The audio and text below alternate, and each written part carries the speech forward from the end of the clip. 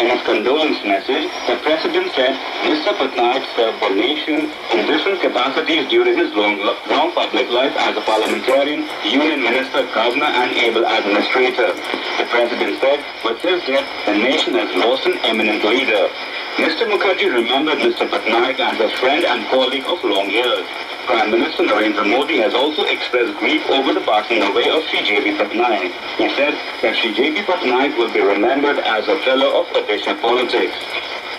The government has said it will move the Supreme Court on National Green Tribunal NGT order prohibiting petrol vehicles older than 15 years and 10-year-old diesel vehicles from flying in the national capital.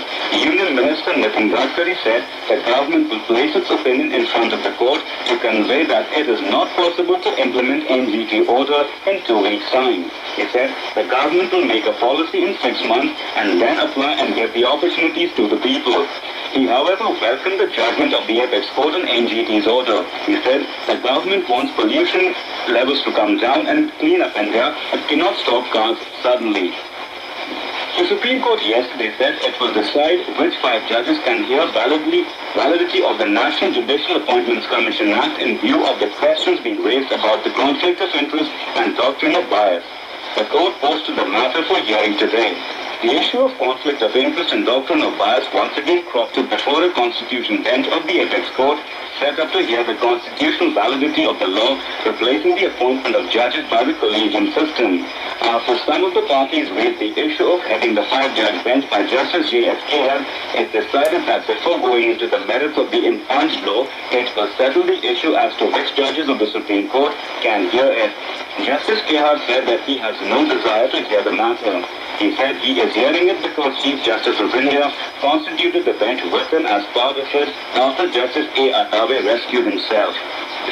The annual Char Dham Yatra commenced yesterday with the opening of the sacred portals of the Himalayan shrine of Gangotri and Yamunotri after a 6-month winter break.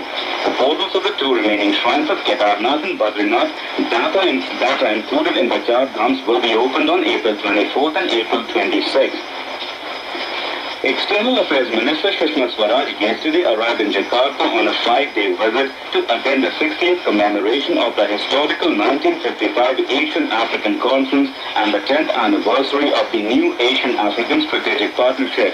The conference, which became the stepping stone for the non-aligned movement during the Cold War era, is likely to adopt 3 declarations, Bandung Message 2015, including strengthening South-South cooperation to promote world peace and prosperity, Declaration on reinvigorating the new Asian-African Strategic Partnership, and Declaration on Palestine.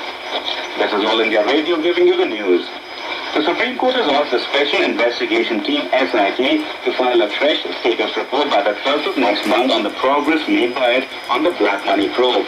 A bench of the apex court comprising Chief Justice H.L. Dattu and Justice Madan B. Lokur and A.K. Sikri asked Senior Advocate Soli Sorabji, who was appearing for SIT, for a fresh report. The apex court had on January 20th asked SIT to consider suggestions of Senior Advocate Ramdeep Malani, who had filed a PIL in 2009 on the black money issue. During the hearing yesterday, the bench said that it will go through the report first and then decide as to whether it can be given to Jeth Malani and ask him to wait till that time. The SIT was created by the Supreme Court and notified by the government last year to curb black money. The Indian Navy and Coast Guard intercepted a boat with 8 suspected Pakistani smugglers and more than 200 packets of heroin during an operation in the international waters off the Gujarat coast. A Defence Ministry statement issued in New Delhi yesterday said that the operation was launched last week on the basis of intelligence input. It said the vessel was monitored by Indian warships and surveillance planes for several days before being intercepted. The operation also resulted in the apprehension of 8 Pakistani nationals manning the boat, who are being brought to Porbandar for further investigation by law enforcement agencies. The statement added that Coast Guard personnel found 232 packets of narcotics believed to be heroin with a street value of 600 crore rupees, satellite phones and global positioning systems on the boat. The phones and GPS were being used to facilitate transshipments of contraband to another boat. In Pakistan, 17 condemned prisoners were hanged in various jails in the morning yesterday. It is the highest number of executions in the country in a single day since the moratorium on death penalties was lifted. There are more than 8,000 death row prisoners in Pakistan. A court in Egypt has sentenced former President Mohamed Morsi to 20 years in prison over the killing of protesters while he was still in power. It is the first ruling he has faced since his ousting and is one of the several upcoming trials he faces. Morsi was deposed by the army in July 2013 following mass street protests against his rule. In Somalia, at least 9 people were killed and many others injured in a car bomb blast at a restaurant in the capital Mogadishu yesterday. The car with the bomb had been parked near a heavily guarded presidential palace when it exploded, a senior police official said. Although no group immediately claimed responsibility for the attack, it bears the hallmarks of Somalia's Islamic extremist group Al-Shabaab. The U.S. military is keeping its options open as its warships track Iranian vessels suspected of carrying weapons for Houthi rebels in Yemen. Pentagon spokesman Colonel Stephen Warden told reporters the aircraft carrier USS Theodore Roosevelt and escort ships have been deployed in waters off Yemen in response to the deteriorating security situation in Yemen.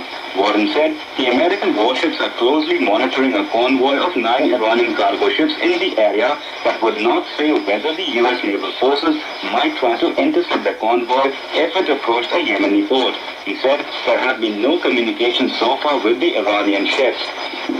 India's Parupalli Kashyap has reached the second round of the $200,000 Badminton Asia Championship. At Wuhan, China yesterday, the Commonwealth champion outplayed Singapore's Zhi Liang Gareth Wong in straight games 21-17, 21-13 in a 39-minute contest. Kashyap will next take on Ya Ching-su of Chinese Taipei today. And now to end the bulletin, the main points again. Prime Minister Narendra Modi says accountability, responsibility and transparency are key to good governance.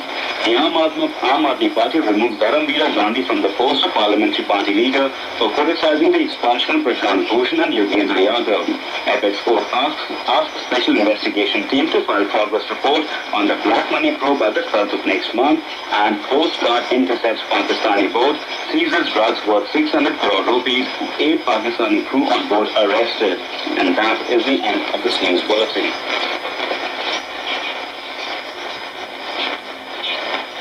This is the General Overseas Service of All India Radio.